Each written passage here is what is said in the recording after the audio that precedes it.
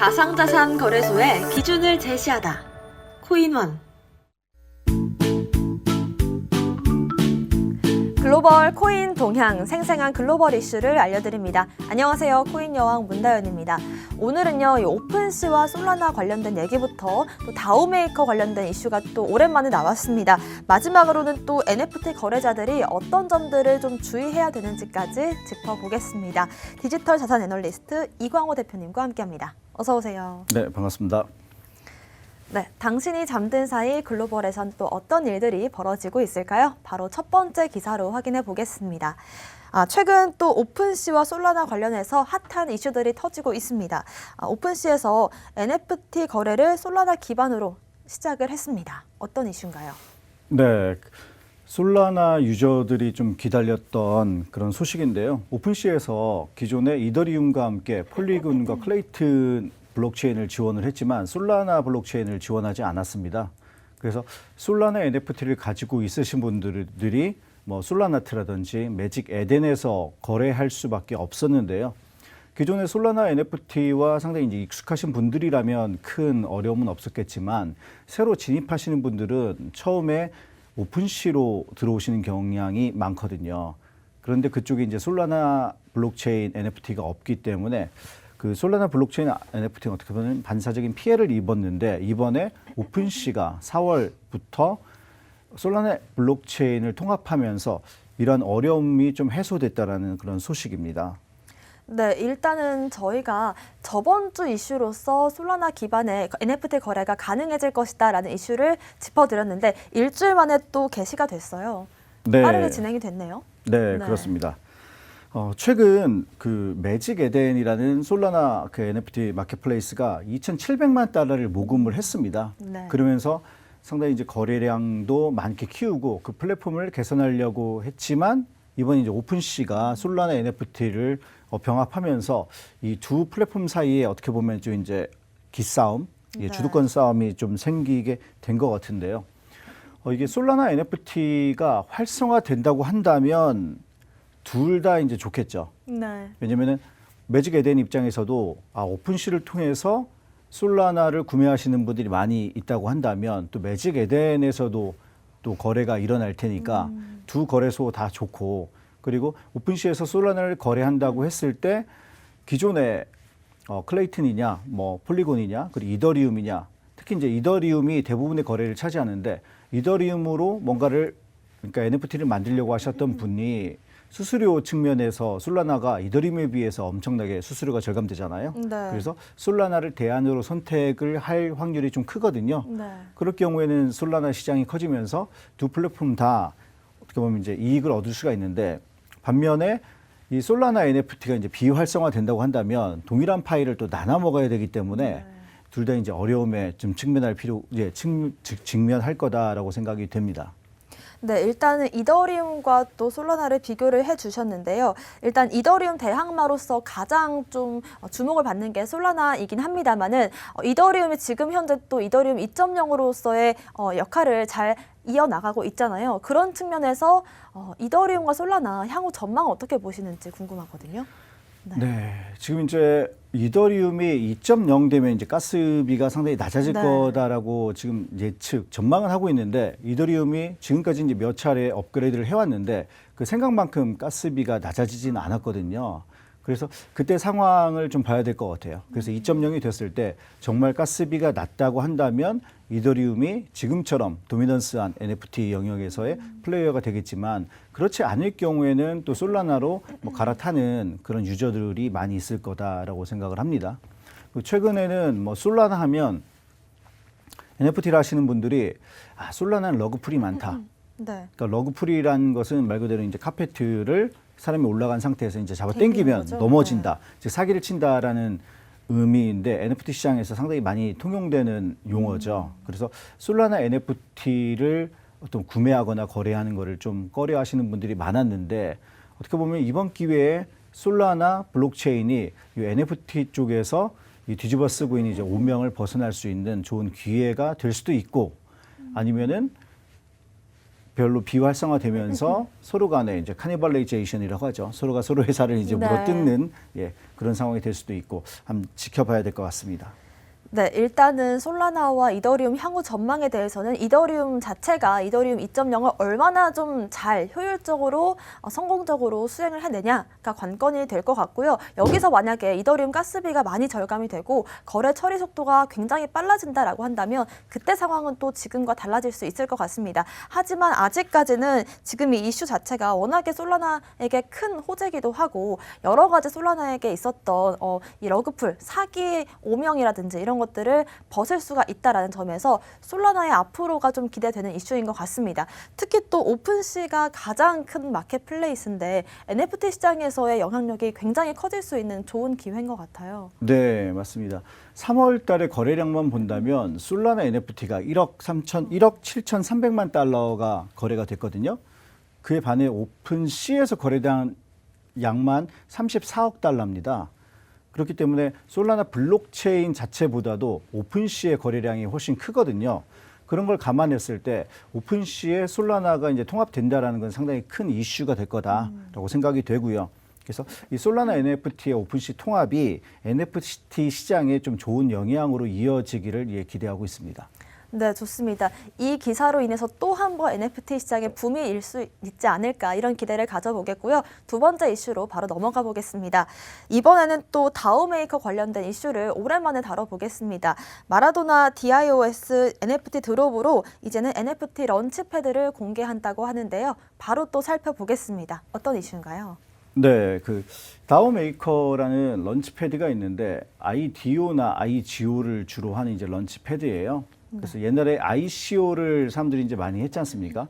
그런 것처럼 새롭게 토큰이 출시될 때 나는 거래소에서 사는 것보다 출시되는 토큰에 미리 투자하겠다라고 생각하시는 분들이 찾는 플랫폼이 이러한 이제 다오메이커 같은 플랫폼입니다. 그래서 여기에서 IDO나 IGO, IDO는 말 그대로 Initial Decentralized Exchange Offering이라고 해서 어떤 그렇죠. 탈중앙화 거래소에서 오퍼링 코인을 발행하는 걸 IDO라고 하고요. 그리고 IGO는 이제 게임을 새롭게 이제 오퍼링을 하는 거, 출시를 하는 걸 IGO라고 합니다. 그래서 다오메이커에서 지금까지 그러한 것들을 출시를 했었었는데 이번에 마라도나 NFT 컬렉션을 출시를 하게 됐습니다. 사실 어떻게 보면 NFT도 non-fungible 토큰이기 때문에 기존의 토큰을 출시하던 곳에서 NFT를 출시하는 것이 뭐 크게 이상하지는 않다라고 보기도 합니다. 네, 일단은 여러 가지 ICO와 IDO 또 IGO까지 개념들 정립이 먼저 필요할 것 같은데요. ICO는 많은 분들께서 알고 계실 것 같습니다. 새롭게 상장되기 전에 코인에 투자를 하는 걸 말씀을 드리겠고요. 그리고 또 IDO 같은 경우에는 유니스왑이나 스시스왑 대표적으로 또 다오메이커가 있거든요. 여러 가지 이제 탈중앙화 거래소를 통해서 코인을 공개하고 또 판매하는 걸 얘기를 합니다. 마지막으로 또 IGO 관련해서는 게임 관련된 거다라는 말씀을 좀 개념 정립을 해주신 것 같고요. IDO 관련해서 좀 주목을 해보면 좋겠다라고 보면 되겠죠. 네, 지금 뭐 IDO 플랫폼에서 NFT까지 한다는 얘기는 여기가 처음이지만 앞으로는 비슷한 곳에서 계속해서 NFT 컬렉션을 출시할 거다라고 우리가 미루어 짐작을 할 수가 있잖아요. 네. 네. 이번에 마라도나 NFT 같은 경우에는 마라도나가 지금 이제 자꾸 하셨는데 생전에 마라도나가 했었던 그런 예술적인 그러니까 뭐 아트사커라고 하잖아요. 네. 그래서 예술적인 그런 프로필 사진 5,000장을 공개를 했고요. 그 5,000장의 NFT를 나중에 자기가 이제 뭐 트위터에 PFP로 사용한다든지 그럴 수 있도록 제공을 한다라는 얘기가 있습니다. 근데 다오메이커 CEO는 이렇게 얘기를 했어요. 현재 NFT 시장이 매우 사기적인 디지털 영역이 되고 있다. 그 이유는 가짜가 많이 있지 않습니까? 그래서 NFT 발행을 준비하고 있는 사람들에게 좀 올바른, 좀 제대로 된 플랫폼에서 뭐 제대로 된 가격으로 출시를 하기 위해서 이 다오메이커가 NFT 런치패드를 이제 시행하게 됐다라고 얘기를 합니다. 그래서 뭐 누구든지 그냥 누구나 올리는 것이 아니라 뭐 제대로 된 플랫폼에서 제대로 된 좀 많은 디지털 암호화폐를 이제 판매를 하고 있으니까요. 네. 그런 분들에게 제공을 하고 싶다고 한다면 이 다오 메이커를 이용하는 게 좋다라고 얘기를 했습니다. 네, 그리고 또 다오메이커 관련해서 최근에 또 이슈가 오랜만에 나오다 보니까 그렇다면 다오메이커 코인의 전망에 대해서도 궁금해하시는 분들이 계실 것 같거든요. 개인적인 의견이 궁금합니다. 네. 네, 뭐 다오 메이커 코인이 지금처럼 뭐 사업을 다각화하는 거잖아요. 네. 그래서 NFT 런치패드가 뭐 잘 됐을 경우에는 당연히 좋은 영향이 있겠죠. 근데 여기서 여러분들이 좀 주의하셔야 될 게 NFT에 대해서 아직까지도 잘 이해를 못 하시거나 이해가 좀 어려워하시는 분들이 많이 있습니다. 그럼 이런 곳에서 NFT를 판매를 하면 그냥 사는 게 좋을까? 네. 어떤 경우에 사는 게 좋을까? 그 생각을 하잖아요. NFT 하면 일반적으로는 어떤 뭐 예술 작품이나 이런 네. 뭐 스포츠 선수들의 사진을 사는 게 좋다라고 해서 그거를 사서 간직하고 계신 분들도 있겠지만 NFT 마켓플레이에서 잘 보면 어떤 컬렉터블 수집품들이 상당히 인기가 있고 가격도 높단 말이에요. 근데 걔들이 왜 가격이 높은지를 보면 그 NFT들은 나름의 로드맵이 있습니다. 네. 이 NFT를 사면 어떤 혜택을 줄 것이다. 향후에 뭐 또 에어드롭을 할 것이다. 그런 로드맵이 쓰여져 있는 홈페이지에 이제 민팅 페이지에서 이렇게 NFT를 구매하는 것과 이렇게 이제 거래소에서 그냥 예술 작품을 구매하는 것과는 차이가 있어요. 네. 그래서 NFT가 인기가 있다라고 하니까 어디서든 나는 그냥 하나 구매하면 나중에 시간이 되면 오르겠지라고 생각하시는 것보다도 이 NFT를 내가 순수하게 이 사람이 좋아서 아니 이 작품이 좋아서 구매하는 건지 아니면 시세 차익을 노리고 아니면 그 유동성이 많은 NFT가 좋잖아요. 그래서 PFP 같은 경우에는 뭐 10,000개씩 발행되어 있으니까 그걸 또 구매하려고 하는 손바뀜이 자주 일어납니다. 그래서 네. 그렇게 좀 약간 단타도 생각하시는 분들은 차라리 이런 것보다는 실제 이제 민팅 사이트에서 PFP를 구매하시거나 아니면 오픈시 웹페이지 같은 데에서 좀 인기 있는 PFP들이 있으니까 네. 그런 것들을 좋겠다라고 말씀드리고 싶습니다. 네, NFT를 투자하실 때 내가 어떤 관점에서 투자를 할지 또 내가 기대하는 효과는 어떤 건지를 한 번씩 좀 생각해 보면 좋겠다라는 말씀 주신 것 같고요. 이 기사 통해서 또 다뤄보면 좋을 만한 점은 어떤 게 있을까요? 이제 다오 메이커 등 기존의 이제 플랫폼들이 non fungible 토큰을 다룬다는 거기 때문에 사실은 이상한 게 아니에요. 그래서 네. 상당히 이제 자연스러운 일이라고 생각을 하고 그래서 제가 들은 바로도 여러 개의 이제 코인 거래소 우리나라로 쳐도 이제 뭐 업비트라든지 그리고 빗썸이 최근에 네. 뭐 빗썸 베타 NFT 마켓플레이스를 준비하고 있지 않습니까? 이런 것처럼 기존의 코인 거래소들이 지속적으로 NFT 마켓플레이스로 확장해 가고 있는 추세다. 왜 확장해 갈 것이냐? NFT가 점점 중요하게 되고 핵심적인 디지털 자산이 되어가고 있다라는 부분에 좀 시사점이 있는 것 같고요. 그에 따라서 내가 현재 가지고 있는 어떤 것들을 디지털 자산화할 수 있지 않을까? 뭐 그런 부분에 대해서 이제 고민하시고 있는 어떤 비즈니스맨들이 있지 않습니까? 사업가들. 네. 예, 그런 분들도 이러한 흐름을 잘 보시고 어떤 측면에서 내가 갖고 있는 그런 뭐 상품이나 서비스가 NFT화 될 수 있지 않을까를 고민하시면 좋을 것 같습니다. 네, 우리가 NFT를 투자하고 또 거래를 할 때 어떤 점들을 좀 생각해 보면 좋을지를 계속해서 좀 강조를 해주시고 계신 것 같은데요. 세 번째 기사로 좀 더 자세히 다뤄보면 좋을 것 같습니다. NFT 거래를 할 때 앞으로는 또 사회공학적인 해킹을 좀 주의할 필요가 있다. 이런 기사가 또 나왔거든요. 관련해서 좀 더 자세히 얘기 나눠보겠습니다. 네, NFT 자체가 어떻게 보면 디지털 이미지인데 그것이 블록체인 상에 있기 때문에 가치가 형성되는 거고요. 그 가치가 있기 때문에 다양한 사기, 뭐 해킹 등이 발생을 합니다. 가장 일반적인 공격 패턴은 최근에 이제 솔라나 NFT 컬렉션인 몽키 킹덤에서 이제 발생한 것처럼요. 프로젝트의 소셜 플랫폼을 해킹을 해서 피싱 링크를 제공을 하는 게 가장 일반적인 거예요. 네. 최근에 디스코드, NFT에 기존에 이제 투자하고 계시는 분들은 뭐 클레이트는 사실 디스코드를 많이 사용하진 않고 있는데 네. 뭐 이더리움이나 뭐 솔라나 프로젝트에 들어가시는 분들은 디스코드를 많이 쓰고 있습니다. 이때 디스코드에서 그걸 이제 해킹을 해서 엉뚱한 네. 플랫폼에 이렇게 사이트로 전송을 해서 이제 피싱을 하는 경우가 상당히 많아요. 예. 그렇기 때문에 그런 것들을 좀 조심해야 되는데 최근에 사회공학적 해킹이라는 게 나왔죠. 네. 그래서 말이 좀 어려운데 이 사회공학적이라는 말은 사람들에게 사기를 친다. 즉 시스템이 아닌 사람의 취약점을 공략하는 기법이 이제 사회공학적인 해킹 기법이다라고 생각을 하시면 돼요. 네, 사실은 이 제목에 있는 사회공학적인 해킹이 뭔지가 가장 어려운 부분이었거든요. 그러니까 좀 취약점을 예리하게 좀 공격을 한다. 이렇게 한마디로 이해하면 좋을까요? 사람의 취약점을. 사람의 취약점을 네. 이용하는 거죠. 네. 거기에 또 하나 예시로 될 수 있는 게 피싱 링크. 약간 그 사기성 링크라고 생각을 하면 괜찮을까요?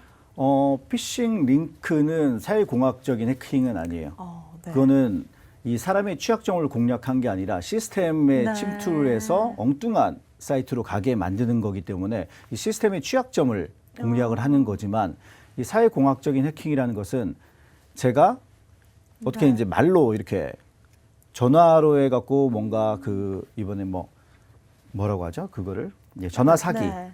뭐 보이스피싱 이런 네, 건가요? 그런 네. 것들이 이 시스템 그러니까 사회공학적인 해킹이다라고 보시면 됩니다. 그러면 지금까지 있었던 이 NFT 시장에서의 해킹이라든지 사기 유형과는 사뭇 다른 그런 해킹 유형이다라고 보면 괜찮겠네요. 네, 네. 맞습니다.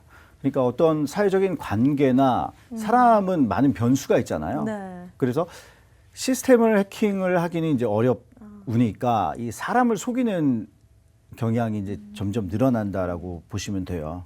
그래서 최근에 이 BAYC NFT 소유자가 네. 스왑키위라는 곳에서 사기를 당한 게 있습니다. 네. 그러니까 스왑키위가 뭐냐면 NFT를 서로 간에 이제 교환하는 P2P NFT 네. 수합 플랫폼이다라고 생각하시면 돼요.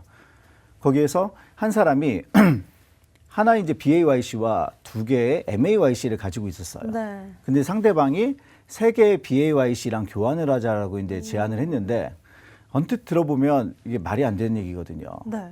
네, 그냥 판매하면 되는데 교환하자고 하니까요. MAYC는 바닷가가 한 20m고 BAYC는 바닷가가 100m가 넘는데 언뜻 생각해도 이쪽은 300m 이상이고 이쪽은 기껏 해봐야 한 100, 한 5, 60 이러지 않습니까? 네. 근데 이분은 왜 그렇게 생각을 했는지 정말 좋은 기회다라고 이제 생각을 네. 하신 것 같아요. 그래서 교환을 하려고 딱 봤는데 지금 이제 사진에서 보는 것처럼 밑에 그 체크 박스가 있습니다. 네. 위에 보면 이제 오른쪽에 보면은 이게 인증이 됐다라는 네. 그 체크 박스인데 그거를 포토샵 같은 걸로 네. 그 사진 자체에다가 이제 박아 놓은 거예요. 조심해야겠네요. 네. 네. 그러니까 이 거래하려고 하는 사람은 이게 인증이 돼서 진짜 BAYC구나라고 생각해서 거래를 했는데 사실은 이게 이제 가짜였던 거였죠. 그렇습니다. 일단은 사람의 마음을 흔든다는 점에서 우리가 좀 더 쉽게 당할 수 있는 사기 유형이기 때문에 이런 부분들 좀 예시를 참고하시면서 내가 또 이런 사기를 당하진 않을지 주의하는 게 필요한 시점이신 것 같고요. 오늘 저희가 준비한 소식은 여기까지입니다. 또 본 방송에서 제공하는 정보는 투자 판단의 참고 자료일 뿐이며 특정 자산 가치의 상승과 하락을 보장하지 않는다는 점 유의하시길 바라겠습니다. 저희는 다음 이 시간에 오겠습니다. 시청자 여러분, 성투하세요.